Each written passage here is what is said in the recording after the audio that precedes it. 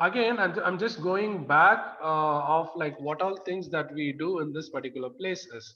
Okay, so going to the previous um,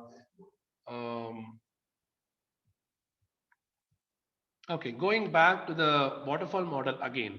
So what is the first stage of waterfall model? That is communication. Okay, project initiation and requirement gathering. So where is that requirement gathering is actually happening?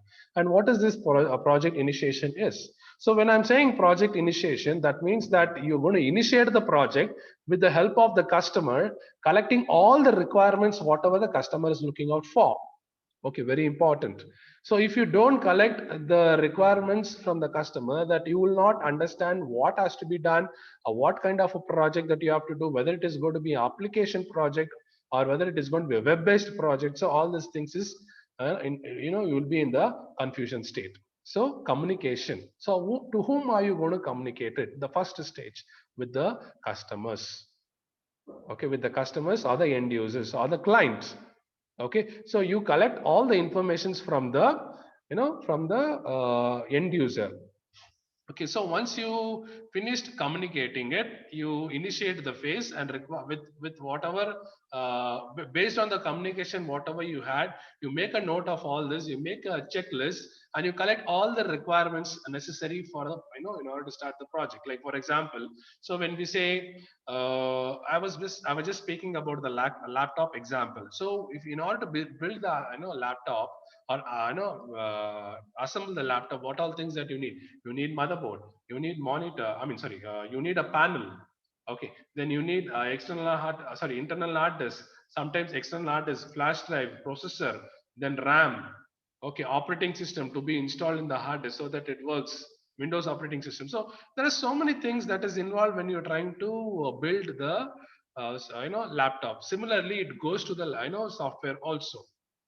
Okay, you'll have to gather all the requirements. So who are the people who need to develop this? So we need professionals who are good in maybe Python or maybe Perl or might be .NET. So you'll have to gather all this. Okay, so what are things that we would be doing for the employment? So those things are mandate. Okay, that's the first stage. So after having all the requirement gathering, and the next phase what we are going is the planning. So when we speak about the planning, it is something like estimation, scheduling, tracking is something that we see. Okay, so estimation, like you will have to make a budgeting. Like again, you have to schedule, like how long it might take, what's the dead, what is the end date for the project? When are you going to hand over the project to the client? Okay, then tracking, very important. Tracking is something we see, like what happens, like what is happening. Are we in the right track? Are we trying to divert the track and going elsewhere?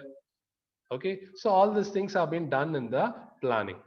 And next goes with the modeling. So modeling is again something like analysis kind. Okay, like designing. So the user interface designing, very important. Okay, the designing is something that I've been explaining you since quite a long time. Designing is something very, very important. It is a user interface. So even now, when we speak about the so-called job. Okay, so for developers we have a different job roles and responsibilities. And when I'm speaking about the design, it has its own roles and responsibilities. The UI designer, they recruit people for UI designer. Okay, so then analysis and designing. Okay, and we analyze whatever we have got it from the previous two stages, and we try to analyze that. Based on the analysis, we are going to design the interface, that is UI. Then following the modeling, the next phase is the construction. So what we do in the construction, so once we finish designing, we what we do is we do coding, so related to the whatever you have done in the designing. So we do coding related to that, and we also do testing. So similarly, I was explaining in the SDLC, in the build phase, what we have is who are the people who would be working with this: the quality analyst, and one side the programmer. So that's what I explained, in the build phase of SDLC. So similarly, when we come here, build and construction, almost similar terminologies. And what happens here is this is the place where we do code. Code is nothing but done by the programmer. And next what we have is the test. Test is nothing but the quality analysts, the QA people who actually test, or the testing that happens in the construction. Okay, and then we go with the deployment. So once we finish doing the construction, okay, just all the 4 different phases that has been completed, we will have to deploy. So we'll have to implement. So where are we going to try to implement? Whether we have to implement it in the laptop, or we have to implement it in the server, or we have to implement it in the mobile phones or in the tab. No, it has to be comfortable enough in working with all the all the models. So very, very important that we need to understand. Okay, so deployment, after implementing everything, we are going to deliver to the customer, or the client, or the end user. We deliver the software to them. So that is handover. So I've been telling this.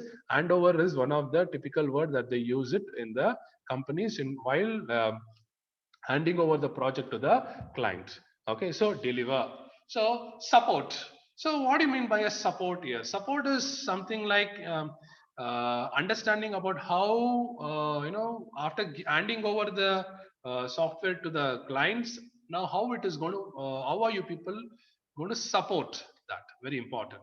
So if any queries that the client is coming up with, so it's the company who are supposed to support them. So certain people, for example, if you say in India, the toll-free numbers, I guess you must have heard about the toll-free, right? So certain toll-frees, when you're trying to call the customer care, they work for 24/7, and certain customer service they work for, irrespective of the region, like it might be EMEA region, or it might be Asia Pacific region, or US or Australian region. Okay, it depends. Like different regions has a different timings.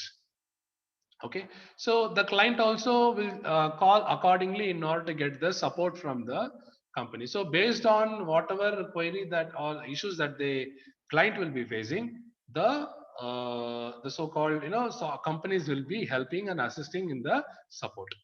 Then speaking about the feedback. So what do you mean by the feedback? I think I asked this question. I would like to ask this question again. When you go, many people would be rating the movies, isn't it? Like before you go to before I mean you rate the movie before going to the movie, or like you rate the movie after coming out, isn't it?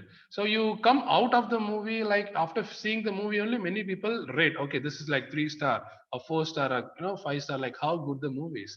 The similar way, the feedbacks also, like once the software has been handed over to the client, okay, the delivery and the support, the feedback they would say like, okay, these people are really good, they are really they have done a beautiful job, excellent job in building the software. So that's the feedback that they would be giving to the company.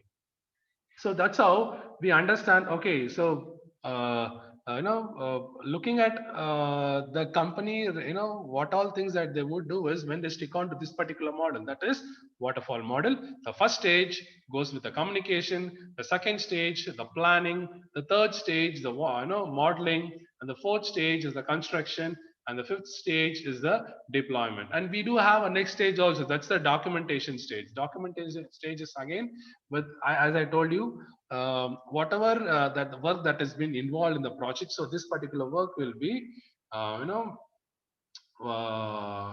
it will be completed, and it will be handed over in the form of a document to the client.